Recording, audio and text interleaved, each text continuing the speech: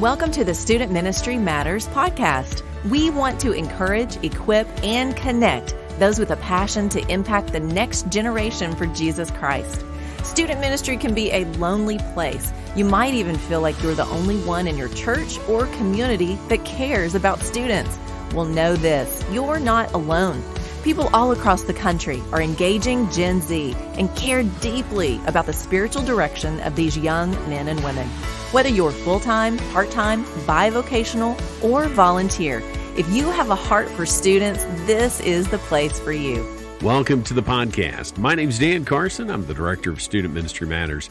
I'm thrilled that you've chosen to download and listen as we continue the conversation about student ministry. On today's podcast, we're going to be talking with Sam Bierig about his new book, No Neutral Words.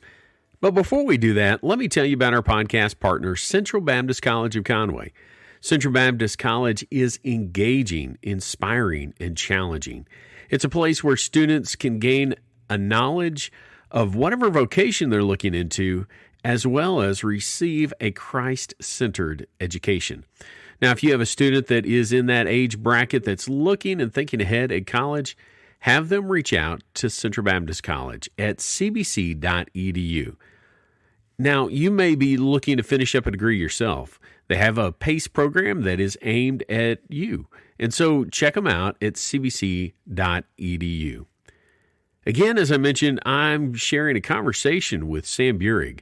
Sam serves as the Vice President of Undergraduate Studies. He's the Dean of Spurgeon College and the Assistant Professor of Biblical Studies at Spurgeon College in Kansas City, Missouri. He's currently pursuing his PhD in Biblical Theology at Midwestern Baptist Theological Seminary. He holds degrees from Southern Seminary and Ouachita Baptist University, in addition to having 9 years of pastoral ministry experience. Sam is married to his wife, Mallory, and they have 3 children, Abby, Levi, and Owen. His most recent book, No Neutral Words, explores the eternal investment of words in pastoral ministry. So I thought it'd be great to have Sam back on our podcast and talk about this new book he has out. Let's listen together. Well, Sam, thanks for being on the podcast with us. Yeah, well, thank you. Thanks for having me on. We love Student Ministry Matters, and just so thankful to be on here and for the long-standing relationship that we've had with you guys and have been on here before. So really excited to be back. We can't wait. We're looking forward to this fall at Central Baptist College. I'm going to have Sam and Dr. Jared Bumpers come and share with us. They're going to be speaking in our main sessions, and then hopefully, Dr. Bumpers is going to be sharing with our preachers during one of our breakout groups. We're excited about all of that. But as Sam mentioned, it's been a long-standing relationship. He was a speaker at our 2019 Student Ministry Workers Retreat, the second one ever. But we had connected the year before that as we had some changes in speakers, and he really helped us out during that time. So, I've just loved the opportunity to be here to talk with Sam and to talk about his new book. Now, it's been a couple of years since some of our listeners have had a chance to hear from you. What's been going on in your life and ministry? Yeah, I appreciate it. Thanks for the question. I'm also, as you started talking, I'm reminded of our chance to eat Jordanian food whenever you were that here. was great. It was.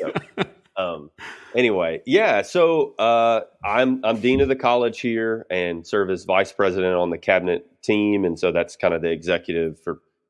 That's our system, but it's just the executive team here, and so a lot of my time and ministry and those sorts of things is taken up there. I'm a member of Liberty Baptist Church and have served off and on as an elder there. Yeah, that's what's happening there. I teach biblical theology and hermeneutics largely, and from time to time, and in the future, we'll delve a little more into systematics and that sort of thing.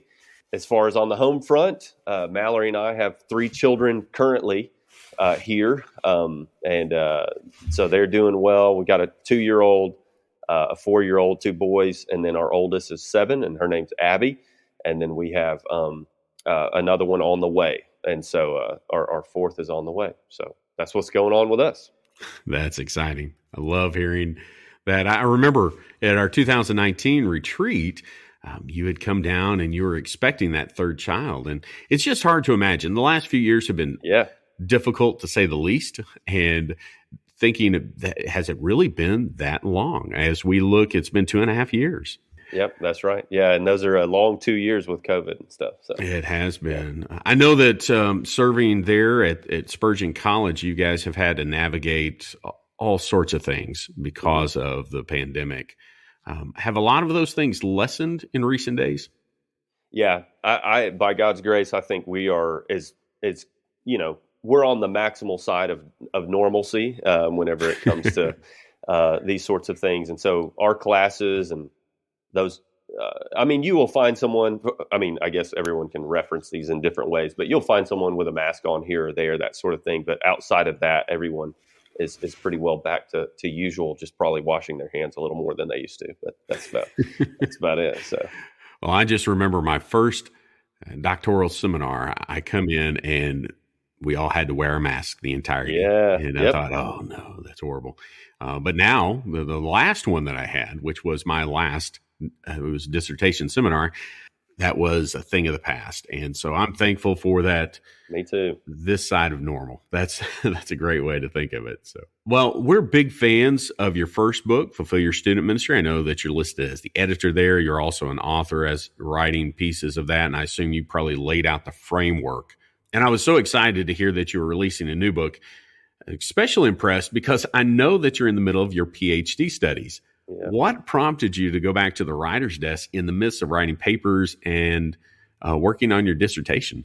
Yeah, well, I appreciate the question. I'll answer it maybe in two ways. The impetus is this is just a huge problem and something that people don't think about very closely of just how they use their words for life or death, but that there's this sense of no neutral words that me or you have ever spoken. So even this conversation, when we were chatting before, like these are not neutral things. I mean, we're investing in each other, either life or death, and we're encouraging various aspects of either the flesh or the spirit in Galatians 5, this sort of idea. And so that was the impulses behind it and the aim. As far as what drew me to it, is and it's maybe not quite as clean as what you laid out, but I had kind of been burdened by it for some years, and I had preached on it off and on and worked through those passages and really been thinking about it for the better part of probably 7 or 8 years of just like, this is something that needs to be said. I have a burden for it, and I was just trying to work my way through the crucible of the understanding of what even was going on with this issue in our culture at this time for the better part of 7 or 8 years, I suppose. And so preached a good bit on it, wrote blogs on it, and then eventually tried to lay it down in a book format. So let's kind of take a step back. Your book is entitled No Neutral Words. Give our listeners just a kind of a little synopsis of that problem that you're trying to address. Yeah, I think it becomes most clear, and this is what I do at the front, is I try to prop up the idea, the thesis, if you will, by saying we're very used to talking in terms of like a financial budget, whether that's our home budget or a church's budget or something like this, and you think, I have this many dollars, and I'm going to allocate that to certain things. This goes to missions, this goes to pastoral staff, or what have you. That's all really typical for us. We can extend it a little further, and most people were pretty comfortable understanding it like a time budget or something like this. You have 24 hours in a day, and that's the time you have to spend towards advancing and living inside God's kingdom, from the home front of your local church, these sorts of things. And so, but what I was trying to do is say that it's really the same with the way that you use your words. And so some of us talk more than others, but in general, the Lord has allotted all of our days. And if he's allotted all of our days, then our words on this planet anyway will one day cease. And so I worked backwards from that idea. And so if I am using my words either sinfully or righteously, then I'm investing in a bank account of one or the other in every person that I'm around. So Mallory is going to receive more of this is my wife, more of my words than anyone else, staff that I work with, church members, more, but all along the way, even in our relationship, like I'm going to invest some of my words in you, and I will give an account for that, and you for me. And so that's the burden of the book, and just basically, how can we give a good account at the end for that, and uniquely as pastors is the burden of the book. Well, I love that concept of a word budget. I never really thought about it, to be honest. You think about, well, I have this amount of time, 70 years, let's say, or 80 years, or however many. I think very pointedly because I had a grandfather who passed away at the age of 62 during his birthday month, and my father passed away when he was 61, about to turn 62.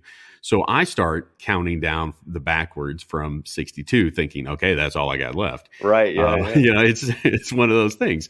But looking at this idea of words, man, especially as leaders, that's a very powerful idea and concept that we work with. So who did you write this book for? Who's the intended audience? Yeah, so the backstory on that, I'm very thankful to Rainer Publishing, for their willingness to take a shot on the book and take a shot on me.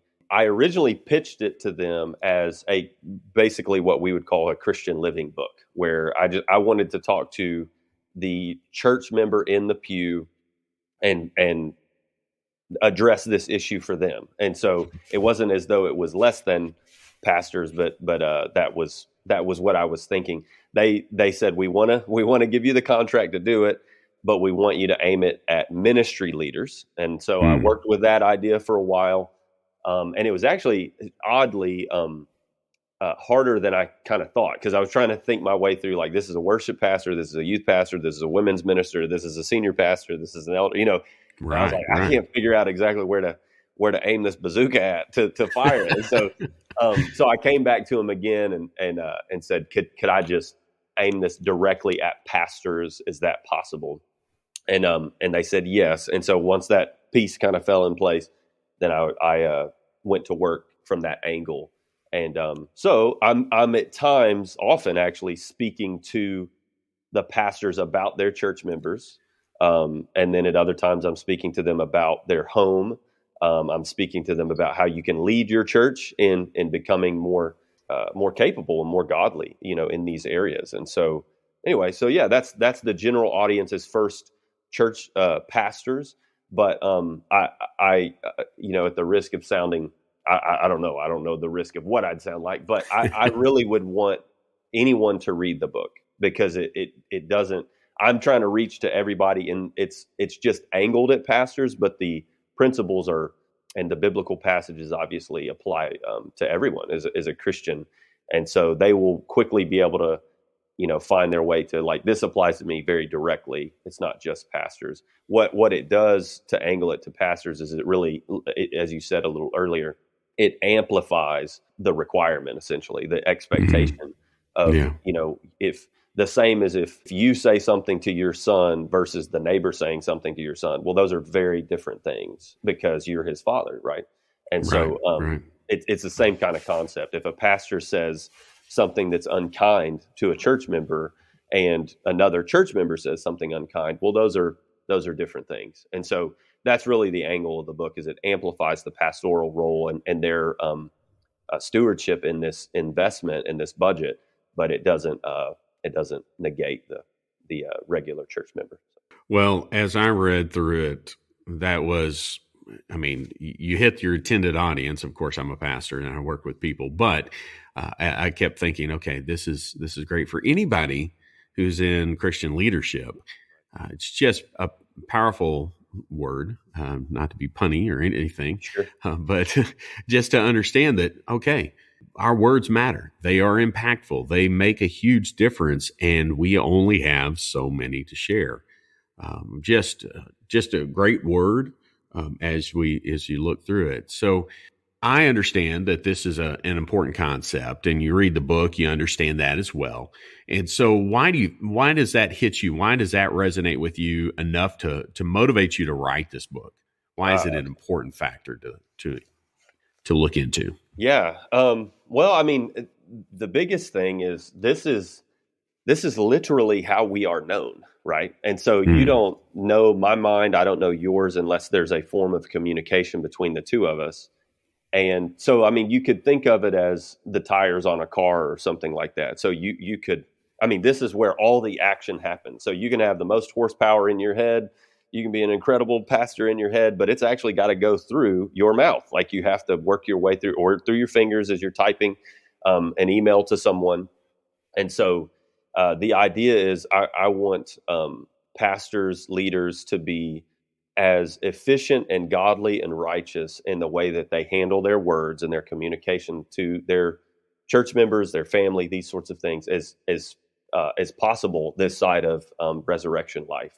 And so it is a massively important thing. And so you have a lot of folks who maybe tank their ministry based on misallocation of funds and misuse of funds or something like that. We've all heard those stories, or sexual immorality or something like that. But this is the day in, day out kind of stuff that is so necessary, but we often don't stop to check it.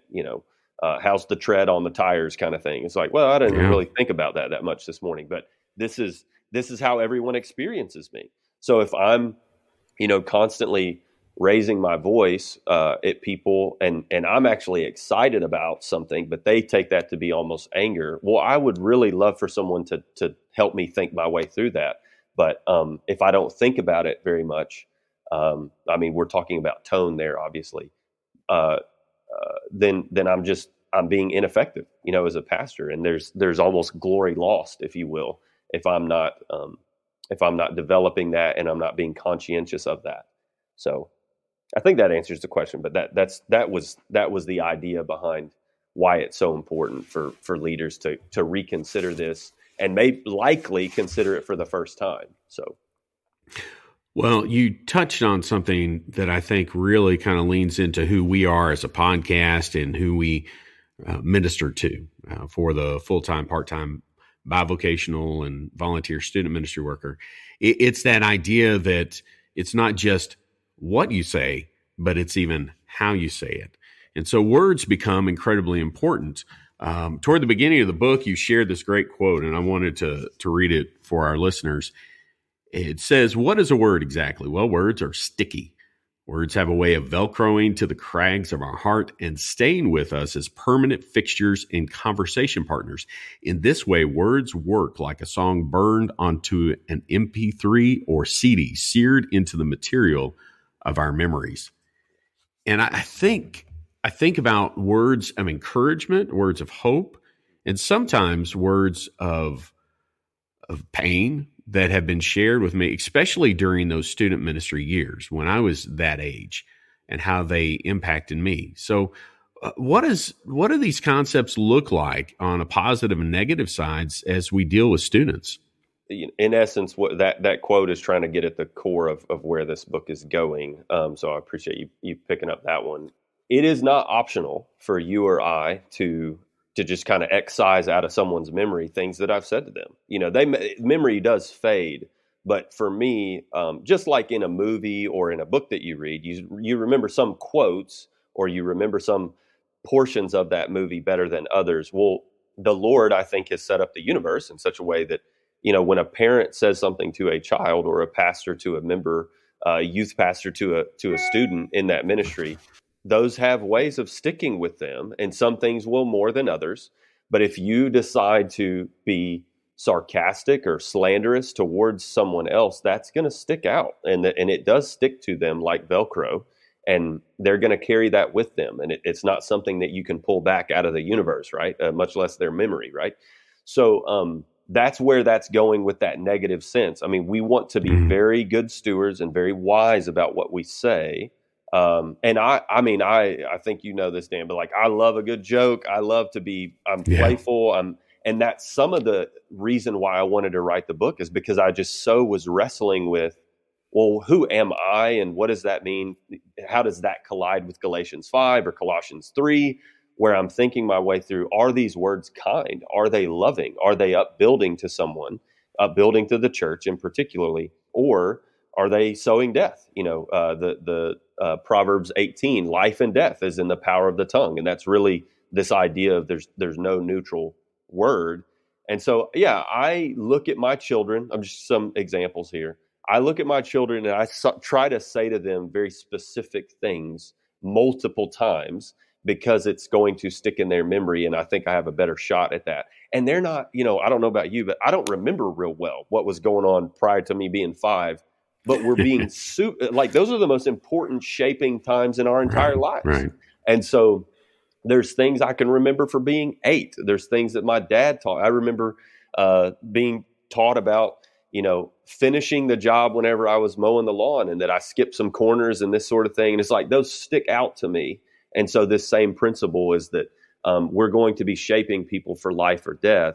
And that's always in play. So yeah, on the positive side, I used more negative, I suppose, but on the positive side, just speaking kind words. I can think of multiple people in my life. Mallory, the other day, this is my wife. She complimented me, and it clearly came from, she didn't contrive that or anything. It was a genuine comment to me about some things that she felt that I was gifted towards and that sort of thing. And I just looked at her and I said, that is like one of the kindest things you've ever said to me. Like, that's really helpful to me. It allowed me to see myself in a way that if she had not said that, I wouldn't have. Right. And so sometimes we tend to hold back and we're prideful or sinful, and we don't want to compliment people. We don't want to affirm them. We don't want to encourage them.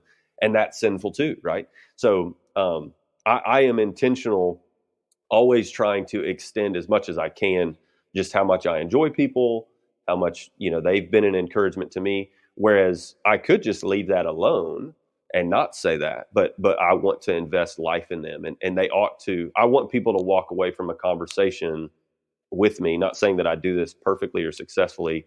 Yeah, definitely not perfectly.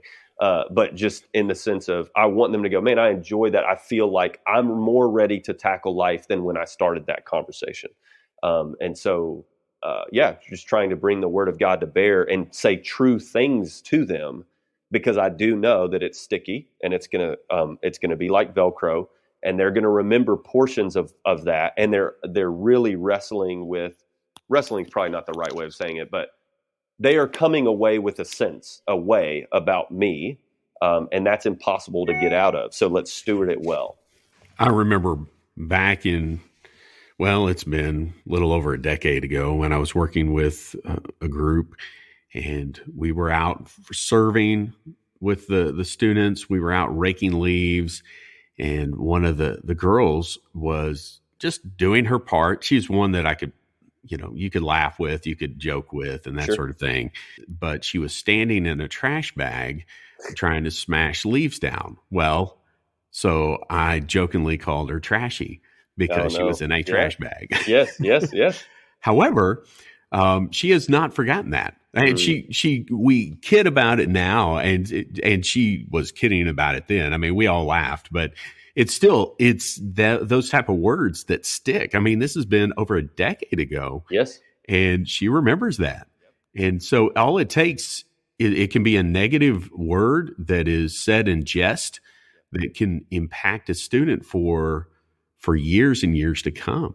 Yeah, and I think even that example, I mean, obviously I somewhat recently released this book on this, but that example is such a good example of, it's not even always our motive or our intent, which I know we will probably talk about that, but we have to think even further than that, of how are people likely to receive what we say, based on our relationship to them or the context in which we're working through. What are they themselves uniquely like? So it does assume things. You can't just, when you meet someone brand new, you're not going to have any of that back history.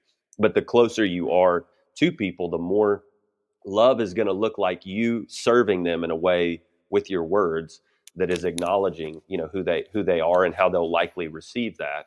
And so what you said was very benign. It wasn't intentional, it was in fact probably trying to connect as much as possible. It was, yes. Kind, but there's also this side of like, we want to be thoughtful about how people would receive it. And so, well, on a more positive, I mean, Sure. Again, this girl and her husband, they grew up in my youth group, and they got married, and so now he's serving as a youth pastor, and it's a cool thing awesome. to watch, and we connect with Yes. at times. But Great. I had, on a more positive note, I had a pastor friend of mine. We were talking on the phone the other night, and he just shared a word of encouragement and appreciation for some work that I had done And it wasn't solicited, but in that moment, it was so life-giving to me. Yes. And it was Yeah, so that's it. powerful. Yeah. So, Yeah, you just bottled it up. So the life-giving sense of yeah. that's the deal, is you want to show up for people that way. And if you're really self-focused, then it's not going to do that. Socrates speaks of the importance of words when he invites us to answer the questions. Is it true? Is it kind? Is it necessary? Page 81, you give us some great questions for us to ask, and I'll read them for our listeners. Number one, is my conscience bothered by what I'm about to say or just said? Number two, what is my ultimate motive behind what I'm about to say or just said? And what is the context in which I'm about to say or just said this or that thing? Yeah. And so where do you draw these three questions from? Yeah, thanks. So this is the crux of the crux in this idea. So yeah, I was really wrestling with how do you know when you've shifted into I'm slandering someone? Like how do you know that? How do you know when you're gossiping? How do you know when you are speaking words of death instead of life? And so these are not perfect questions. They're just meant to try to X-ray a little bit, like how do you know if you've shifted into that gear of sin, or are you remaining more on the side of investing life? And so the context, I'll kind of go at them a little backwards. The context idea is if I am a pastor and I'm speaking to a pastor in my church about a member and their particular sin, well, that's not slander. Y'all's aim is going to be to try to build that person up, unless it isn't, right? So that's the second one. If the motive is just like, I'm just like, I can't stand that gal or this person, and I'm going to run them down, well, then you know that it's sinful. Your aim it wasn't to bring life to them ultimately and to get a better assessment of them, but rather it's to run them down. So you're looking at your motive, you're looking at your context. If you're talking to another church member and you are a pastor about another person, well, that's a different context. So you ought to question and be a little more circumspect about whether you should or shouldn't say this particular thing. If you and your wife are speaking about your son, or me and my wife are speaking about your son, those are very different things, because y'all are responsible towards your children in a different way than I am. So I'm more likely to be on shaky ground if it's me and my wife talking about your son. And so I can sense that. Yeah. I'm saying particularly if we're talking about how much we care for him and like him, well, that's obviously, great. But in another sense, if we're going, yeah, I mean, he's just, not doing good and this and this.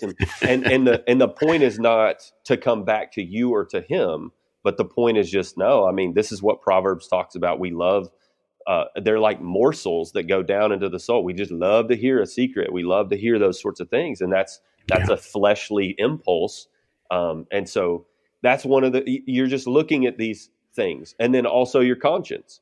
So your conscience is something that's informed by the scriptures. And so if that's the case, then you want to be looking at, what is my conscience? Do I feel good about what I just said? So it's a regular, and I hope it is for everyone, but I would just seek to encourage everyone to do this. It's a regular occurrence that I double back with people all the time and just say, hey, I maybe you heard me saying this. I don't know. I use it as an invitation to, maybe they didn't see it that way, but I want to clear the deck at least and just say, I recognize I said that, and that may or may not have been helpful. If it wasn't, I apologize. And I try to stop short of like, well, this is why I said that. I'm trying to just open up, and I don't want to defend myself, but just regularly confess that sin, back to them, or confess a carelessness in, the example you gave a little earlier would be great. Like your intent, your motive, your context, all of those things were fine, but she may have misread it and your intent was not ill. So you don't have anything to confess there. You're just saying, hey, I noticed you kind of got hung up on that for a second or something, which sounds like in this case y'all didn't, but I'm just giving an example of how you want to constantly be a person who's responding to people and trying to be circumspect about how you use your words. And these three questions and really just motive, conscience, and context, they help you see whether you are or are not shifting into this gear pretty often of just bringing death into people's life with your words instead of life. Over the last few years, especially during these pandemic days, as we have all kind of migrated to online activity, Yes. Social media has kind of exploded in certain ways, and not good for a lot of it. Yeah.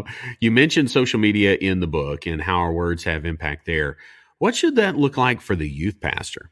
Yeah, I mean, obviously, students are on so many platforms Right. constantly, and so I would, when you're talking about words, I mean, that's going to apply to TikTok and Twitter and everything, So it's not it's a more, not a less kind of a scenario, and so the quick takeaway and way I would try to right size this for anyone listening is, your words are going to go further and faster, have bigger impact, stay longer than ever before when we're talking about social media.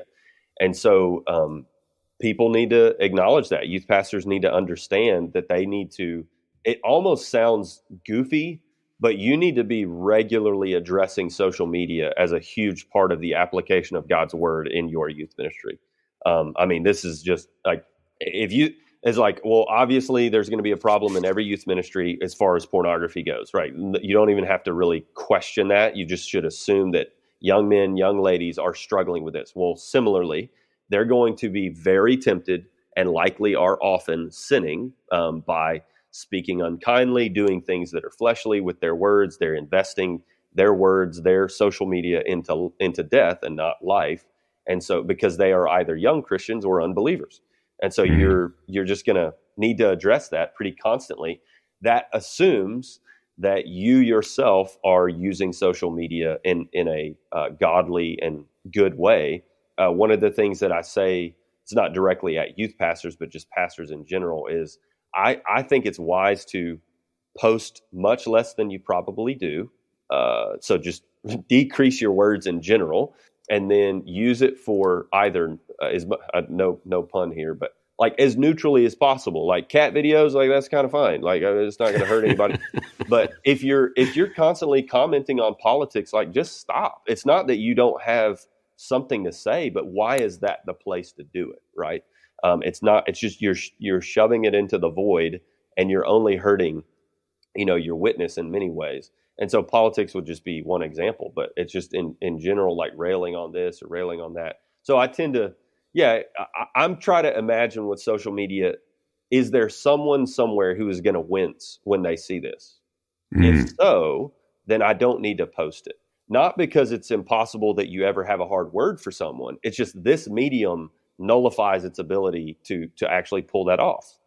You just have, you just come off as a keyboard cowboy, or a Twitter pastor is what I say in the book, of just you don't have to pastor Twitter. That's not how God set up the church. And so, anyway, so that's just a quick word on that. You really need to be thoughtful about how you help people perceive this, because it's a huge aspect of people's lives now that I hope will just constantly shrink. But at the same time, it is a big part of their life. It's how they receive a lot of their information on a day-to-day basis. And so pastors have to be speaking to that. They cannot ignore it. There is a temptation by many in ministry to try to develop a platform. And so people lean into harsh words or standing against this or that. What would you say to those guys? It will not go well for you on Judgment Day. Like, I mean, truly, it's like, if you're building this kingdom here, then you're not building the Lord's kingdom. And so over and over and over again in Scripture, he talks about humility as the way. Like that's just how it works in God's kingdom. And he's saying, who's going to receive real life? It's those who serve. Like if you want to have life, then it's a race to the bottom. The person with, the most cachet in the kingdom of God is going to be the one who gives up their life and they serve people. And so, are you the person that is doing the dishes for your wife when no one is watching, no one cares, and you keep that up consistently? Are you the person who speaks kind words to other people when no one is watching and no one is there? Are you the one who texts someone and encourages them to read this passage of scripture, even though no one's watching? It's not going to get likes on a platform somewhere, but that's what Christianity is. That's what pastoral ministry is. That's what student ministry is, is actually doing that work. And you're wanting to hear, well done, good and faithful servant, from the Lord of the universe, not from some person over in another state, and it always just kind of shocks me how willing we are to be edgy or worse, and say things that just get responses. And I find social media to be almost not effective at all as far as like moving the needle. It's almost immediately divisive. And so if it can trend that way, it will. And so to me, if it's not just kind of neutral content or reposting something like, hey, this was a great blog, then the motives often are going to be a little bit off. And it is a context, right? So you just have to assume like that not everyone's going to hear you. They're almost predisposed to hear you negatively. And so. Well, Sam, I really appreciate this conversation today as we've talked about your new book, No Neutral Words. At the end of every chapter, you share a section called Tips for Your Talk. I think the first chapter goes into tips for your pastor's talk. But what would you say to the student pastor? Do you have any tips for student pastors' talk? I can tell you a temptation for me, and was then. I've not been a youth pastor for a couple years now, but I still do a lot in youth ministry. The temptation is to try to use your words to gain a level of respect and influence with students really quickly. So it's tempting to drift into their own particular sin patterns, which are going to be things like sarcasm. So the Bible doesn't name sarcasm, as best I can tell, maybe in your translation or something, but it's more of just, that's not building people up. So it could with some people be kind of neutral. I've thought a lot about this, but it could with some people feel or seem neutral, but it's not life-giving. I feel certain about that. And so sarcasm and just kind of a tendency to tear people down, the whole elements of, bullying or those sorts of things, like whatever's downstream from that is going to be a temptation for every student that you have. And so that's then going to be a temptation for you to gain some clout with them or whatever, is to get into their jargon and to speak on their level, so to speak. And I would just warn you, any youth pastor out there, like be reluctant to do that. The same as parents are not called to be best buddies, with their kids. It doesn't mean that there's not a friendship element to it, but they're called to a different thing in their life. And so assume that position and go, I'm not going to join students in their folly of how they use their words, but I'm rather going to set an example for them, like Timothy, and I'm going to try to give them as much example and model for them what it looks like to speak life and not death into people's lives, whether that's on social media or just in conversation, the jokes that are shared, the discussions that are had. I'm always trying to angle people over towards more of a kingdom mindset, more of a life-giving mindset that is biblically grounded.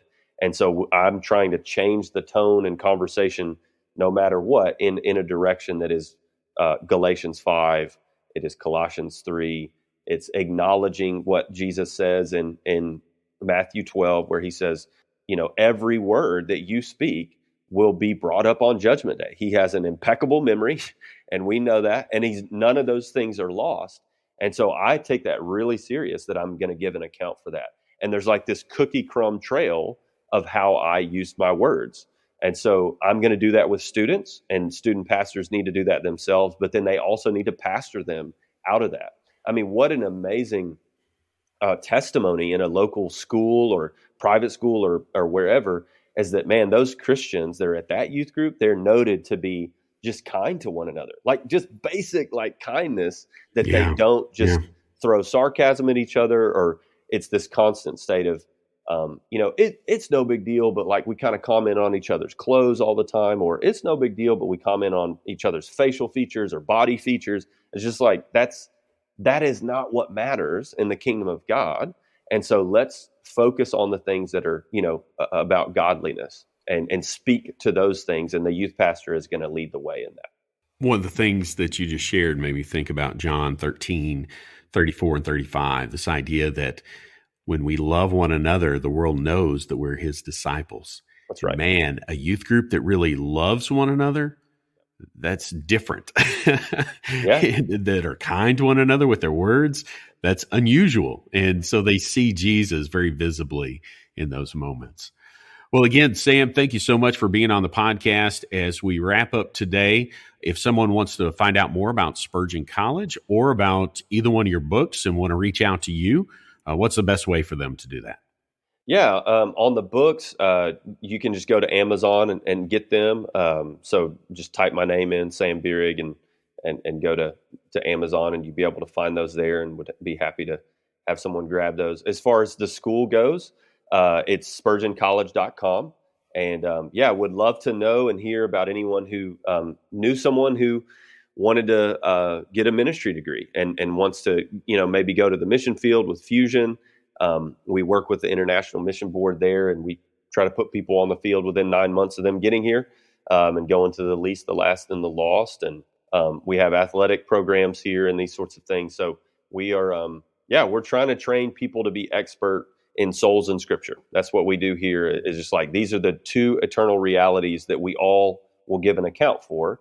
And so we're trying to create people who are gifted and skilled in these two areas and expand and magnify that by God's grace. And so that comes from a lot of different vantage points. We have a communications degree, business degree, but our bread and butter is always, Bible and theology. Listeners, we are going to be giving away a copy of No Neutral Words. Awesome. And it will center around the time of this release. So about 2 weeks after is when the deadline will be, but you'll be finding that on Instagram, maybe Twitter, as well as Facebook. So just check out our social media feeds for information about how you can win a copy of that. We'd love to get that into your hands. We're excited about that. Sam has offered to provide that book, and it's a good one. It's a shorter read. It's very logical and orderly read, and it's something that was easy for me to embrace. And I think that you'll get a lot out of the book. But again, we're so thankful that Sam has had the opportunity to be with us today. Sam, I look forward to the next time that we can come up to Kansas City and maybe eat some barbecue or some Jordanian food. That was fantastic. Yeah, there we go. Yeah, well, I look forward to it as well. Listeners, again, thank you for downloading, joining us for the conversation about student ministry. We look forward to continuing that. So I encourage you to share and like these podcasts as we try to connect student ministry workers as they seek to impact the next generation for Jesus Christ. Well, we'll keep doing all these things because student ministry matters. Thanks for listening to the Student Ministry Matters podcast. Get connected at studentministrymatters.com or follow us on Facebook and Instagram at Student Ministry Matters. Until next time, keep up the great work with your students because the work matters.